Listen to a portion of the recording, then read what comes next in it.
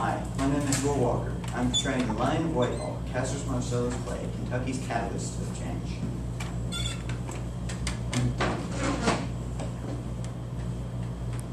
I am Cassius Marcella's play.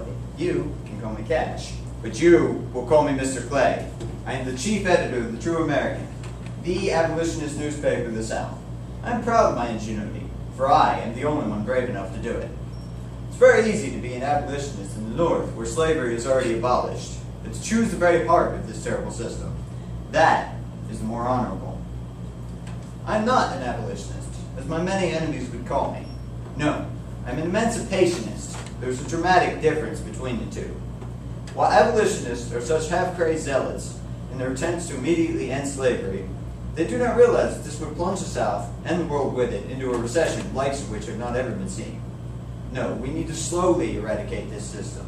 We need to gradually change the laws in the slave states, not destroy them. But we do need to act quickly. For every minute we delay is another child born into a world where the color of one's skin gives one the right to live freely or to be bound in the chains of a corrupt system well on its way to self-destruction. You see, I was the son of the largest slaveholder in Kentucky. My best friend, George, was a slave. I taught him all I learned. Most Negroes can learn just fine if given the opportunity. While I was at Yale, I happened to hear the great William Lloyd Garrison speak. I vowed then to do all I could to eradicate this evil institution.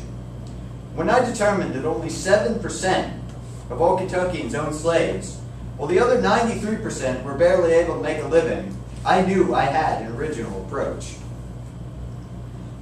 Slavery doesn't only hold the Negroes in the stranglehold, but also the poor white mountain men. The small farms cannot compete against the thousands who are paid no wages.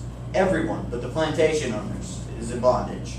This stifles the economy. The price of slavery is a lack of industry. This impoverishes the small farmer and factory worker alike.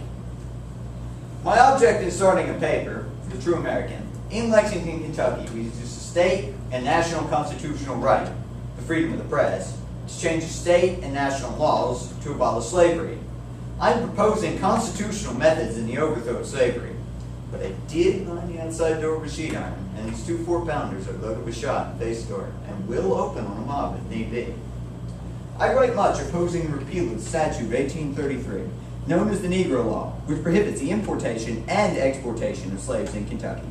Can you believe it? Those cowards sent me a letter. C.M. Clay, you are meaner than the autocrats of hell. The hemp is ready for your neck. Your life cannot be spared. Plenty thirst for your blood. We are determined to have it. Signed, Revengers. Well, so many thirst for my blood, then they can come and get it. I'll meet them halfway. The Revengers have tried before. Mr. Brown's bullet made this dent. Whilst I was sick with typhoid fever, they came to move the True American to Cincinnati. I did prevail in court, but decided to keep the paper in Cincinnati as subscribers were greatly increased. Word spread that a mob had destroyed my free press. This made me a very popular speaker in the North. At about this time, John Fee's anti-slavery manual attracted my attention. I asked him to come with me and speak to the mountain men, who owned no slaves and stood for freedom. I was to speak first. For those who obey the rules of right and the sacred truth of the Christian religion, I appeal to this book. For those who respect the laws of this country, this is my authority.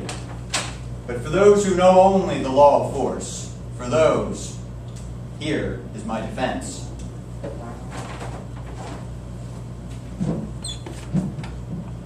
Slavery is an evil, morally, economically, physically, intellectually, politically, religiously.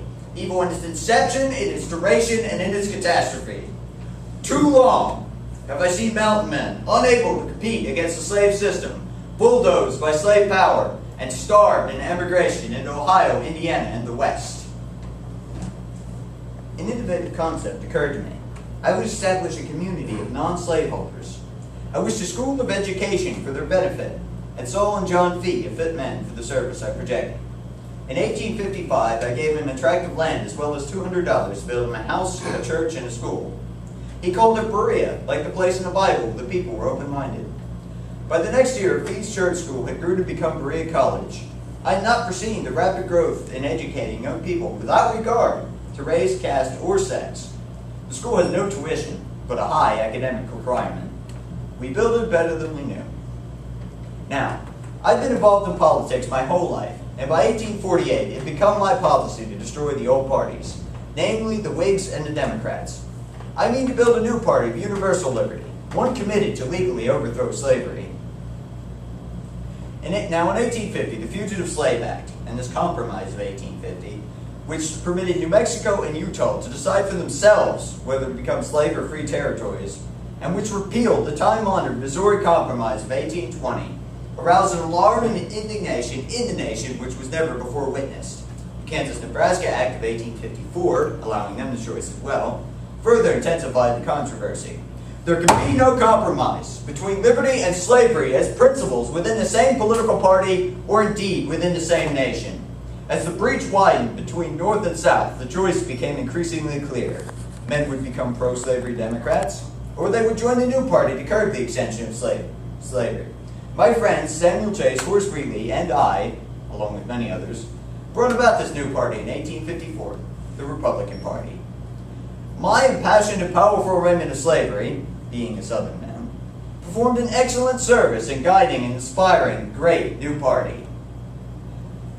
In 1860, I had many supporting my candidacy for the presidency, but I could see that Abraham Lincoln was best suited for these times.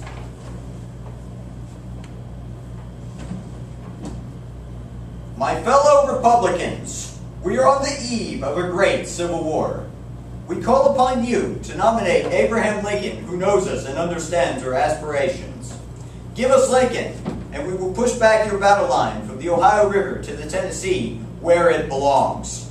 Give us Lincoln, and we unite the strength of our Union sentiment, and with your Union Army bring success to your legions. Do this for us, and we will go home and prepare for the conflict.